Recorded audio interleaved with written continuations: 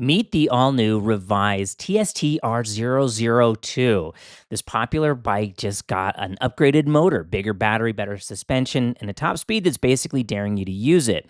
On paper, this could be one of the best bang for your buck full suspension e-bikes out there, but specs are easy. What really matters is how it rides. But first, let's go over those specs. There's a removable 48-volt battery that comes in two sizes, 15 or 25 amp hours. The big one promises up to 100 miles of range. Out back is a Shimano 7-speed derailleur, simple, reliable, and plenty of pedal assist control when you're not letting the 1500-watt motor do all the work. And that motor's a rear hub brushless unit claiming about 90 newton meters of torque. Translation is it should move fast and go up all the hills. Now, to stomp all the fun, the R002 uses hydraulic disc brakes front and rear, and the levers feel solid. Up front, beefy suspension fork with adjustable preload, and the rear shock helps keep the moped-style frame stable even on rougher paths. Has an LED headlight with plenty of brightness for night rides, and it integrates cleanly into the front assembly. No zip-tied flashlight vibes here. The cockpit is straightforward, not much has changed here. Thumb throttle on the right, pedal assist controls, and the display with color screen shows speed, range, and assist level, and it's bright enough to read in the full sun. So that's the hardware, clean lines, solid components, and a ton of potential on paper, but those are just claims and promises. Let's take it out and find out what it really feels like to ride. And now for the best part, what is it like to ride the TS2 R002 Mark II?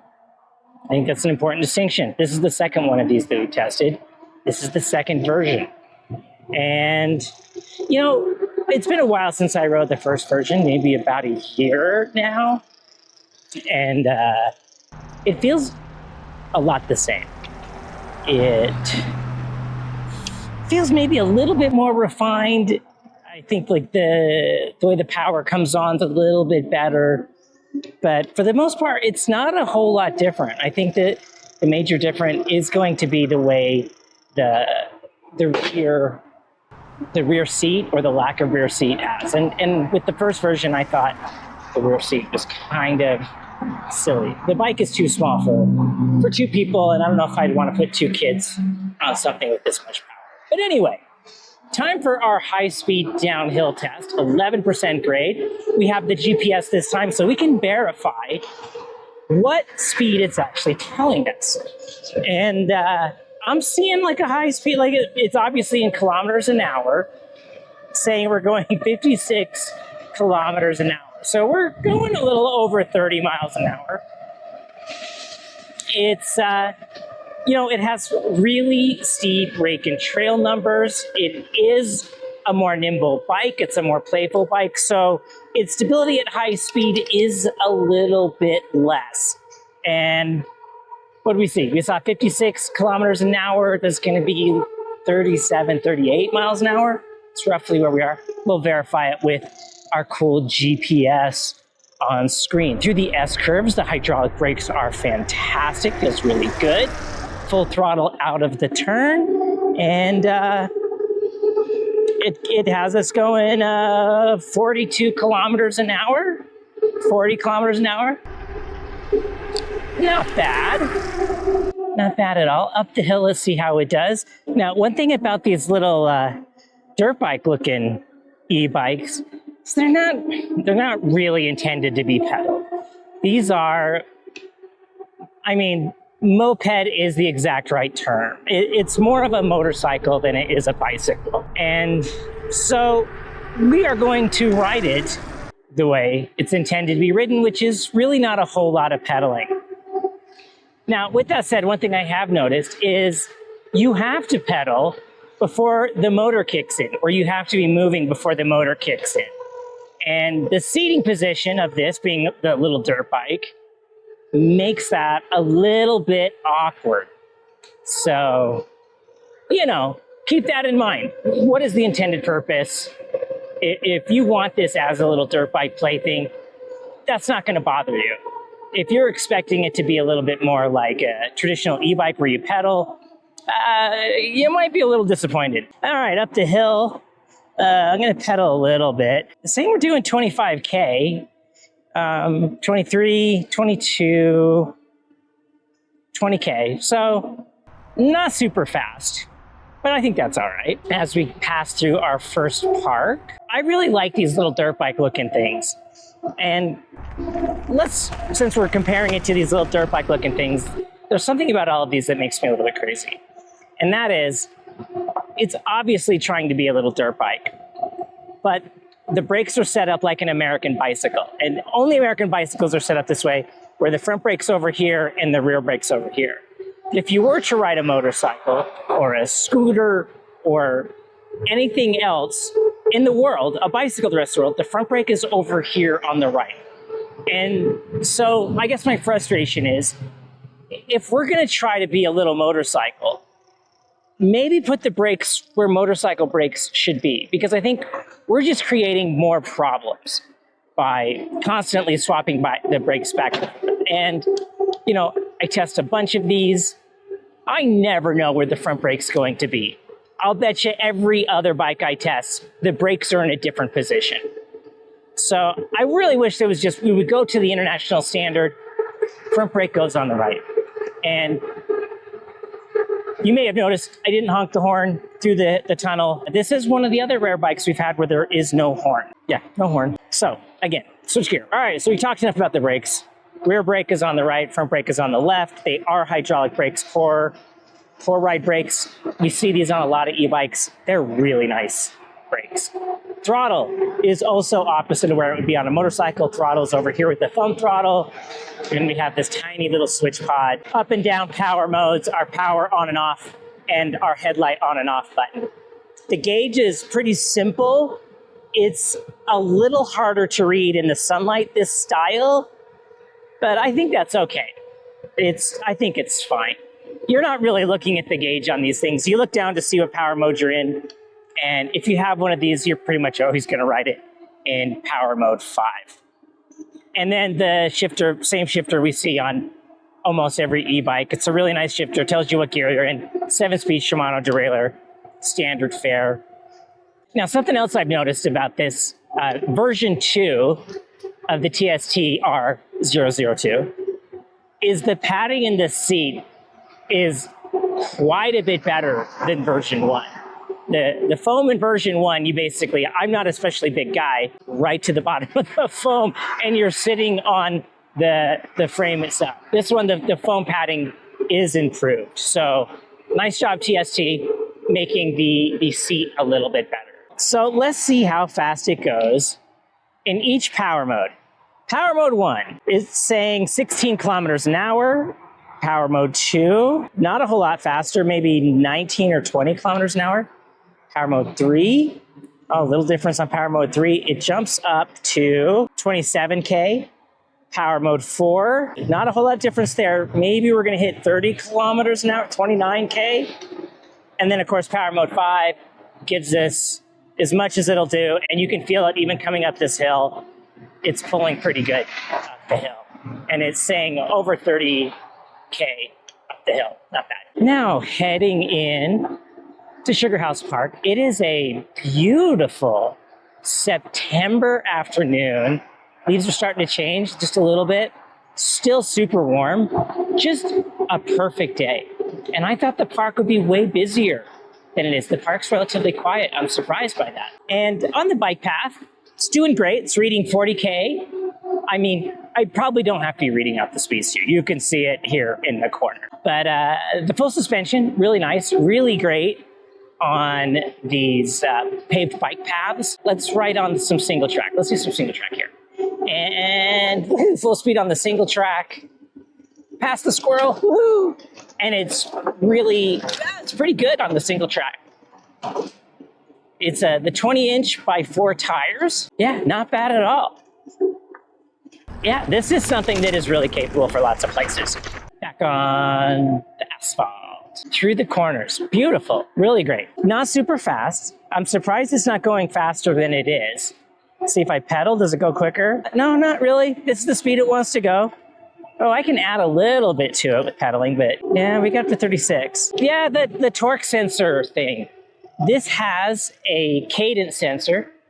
There's 2 basic types of sensors. You have torque sensors, which can tell how hard you're pushing on the pedals, and it'll deliver power appropriately.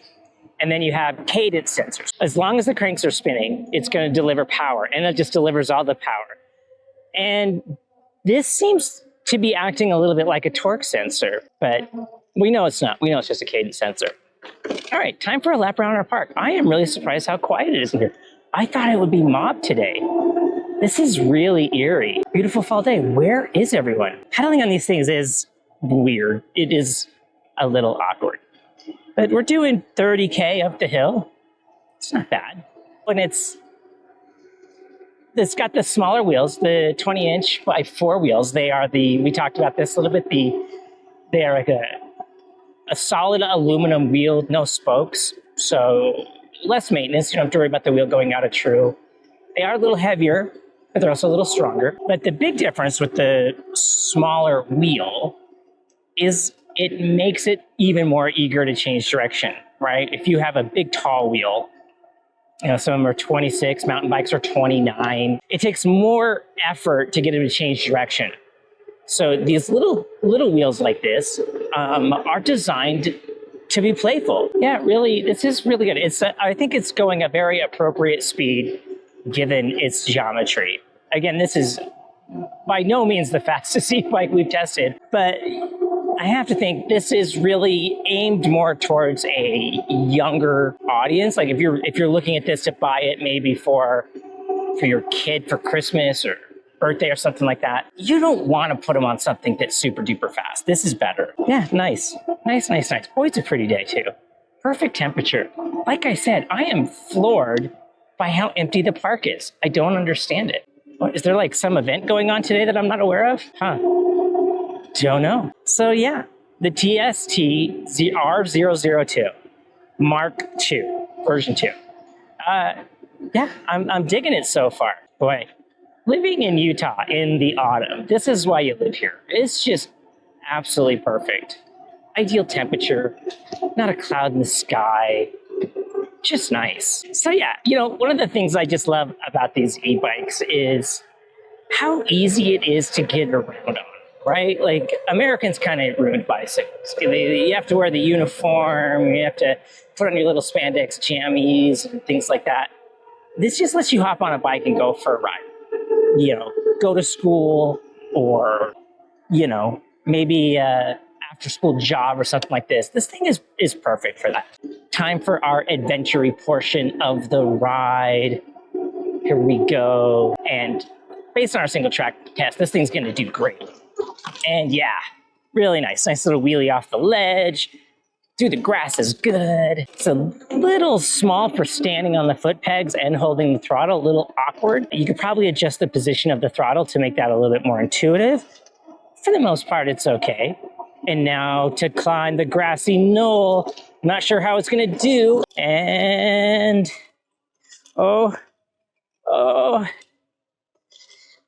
it's not doing too bad.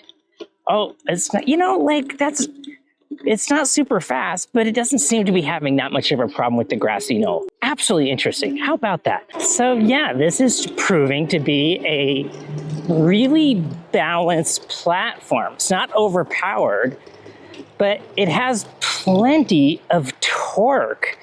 Usually the speed and torque come together. You either get a fast bike or a slow bike. This one I think is a better overall package. You buy the high-powered e-bike because you want to be able to get up the hills, but then you have something that just like burns through battery really fast and goes faster than probably you ought to be going.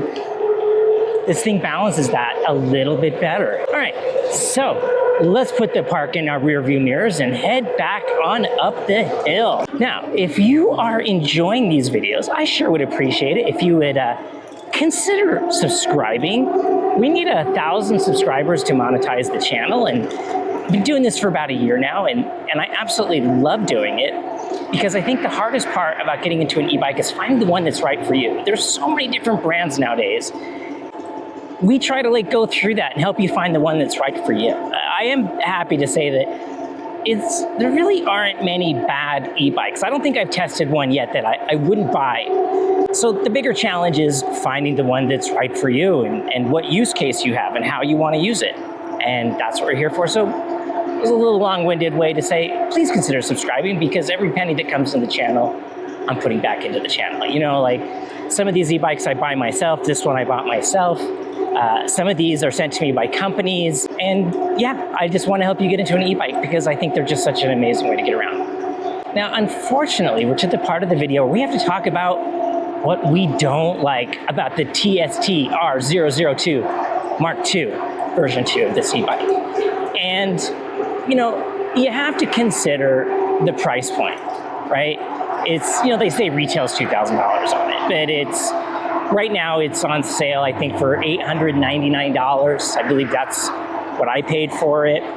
And, you know, at that price point, you can't compare it to a bike that costs $2,000. You know, we've done a couple of these for $3,000. And so, yeah, you can't expect it to have the super up-spec'd derailleur or those things. But what I can tell you this thing has is it does have the really good brakes. It might have the more entry-level derailleur, but this is a style of bike that you're not really ever going to pedal. So the lower spec derailleur doesn't make any difference, really. So what don't we like about it? We haven't even gotten there. Okay, I don't like that the brakes are in the wrong place. That's easy to fix. You can just undo these little things, and if you're quick, they're hydraulic, but you can swap them, and you can usually get away with not bleeding them. And that's going to be a personal taste thing. If you're not interested in riding motorcycles, it's just an electric bicycle thing for you or whatever, it's not going to matter. So it's hard to be too critical of that. I think the geometry on it is still a little too aggressive. I think that the rake and trail numbers are too small. The rake is too steep. The angle of the forks is a little too steep, which doesn't give it a whole lot of trail. And I think combined with the smaller wheel and the other aspects of this bike, the smaller frame, the shorter wheelbase, I would like it to be a little bit more stable. Now, it seems balanced with how much power it puts out for how fast it goes. It's not scary, but there's been a couple times on this ride, and I don't know if you've noticed, that I'll go one-handed and the handlebar will just start to shake a little bit. And that's due to the geometry. So, you know, if you ride it slower, or maybe you want something super flickable, nimble, because, you know, there's a super tight turn I got to get around right here. And the big e-bikes are really hard to make that turn, and this one did it without a problem. So everything's a pro and a con. So even the things I don't like about it, maybe there are things you would like about it. So that leads us into, who do I think this is for? And I think I've already alluded to it. I think by the nature of the physical size of it and the style of it, this is, I think, definitely for someone a little younger, right? There is a whole gaggle of kids who ride these every evening in my neighborhood. They're riding around in a little group on these things, all these little Steve McQueen looking, dirt bike looking e-bikes, having a great time. They're riding around doing little wheelies and chatting, and like, it's really fantastic. And I love that these exist for that. If I would have been that age, I would have killed for something like this. Now, for me, I went to motorcycles to get that. I would have been just as happy with this. And arguably, you have to admit, this is less dangerous than a motorcycle. It's not super fast. And if the battery dies, you can pedal it home, right? Like, I think it's great. So yeah, for school, getting to and from work after school, or, you know, I mean, I do see grown-ups on these from time to time, but I don't know if that's really who this is targeted at. And I think, given what it is and all of the features about it, I think it hits the nail square on the head. I think this thing is really dynamite. You see the gauge through the tunnel. Yeah. And so, you know, I've been full throttle up and down hills, going off of jumps and stuff like that. We've gone about 10 miles or so, and we've used a bar off the battery. So I think its claim of 60 to 80 miles is probably pretty accurate. So yeah, overall, I'm a fan. I mean, I liked the first one so much that I bought the second version to review for you, because I wanted to see how different it actually was. It's not super different, but it's a little bit more refined. So I'm gonna give a thumbs up to TST on taking something that was already good, just making it a little bit better and keeping the same price point. All right, let's wrap up this video. All right, so final thoughts on the TST R002 Mark II, second version. Big fan. I really like this platform. There's so much about it that I really like. Other things that I may have forgot to mention is from version 1 to version 2, they got rid of the passenger pegs and they got rid of the back seat. And again, thinking how this is geared more towards like kids, I think that was the right decision to make. The rest of it, the build quality is there. It looks good. The paint quality, the paint finish is nice. For the price point, I think you get a lot for your money. Now, because I have worked with TST in the past, you can use my old coupon code and you should still get a discount on this. It costs you nothing, but it does help me. I get a few bucks kickback. You always get the best price, no matter what it is at the time. You don't have to worry about shopping around and looking for coupon codes. You'll always get the best price using my link or my code. Helps me, helps you. And yeah, so if you're considering the R002 TST Mark II, check it out. I think it's a great bike. I think it's a great value. I think you'll love it. I think your kid will love it. So yeah, thanks so much for riding with me today. We'll see you next time.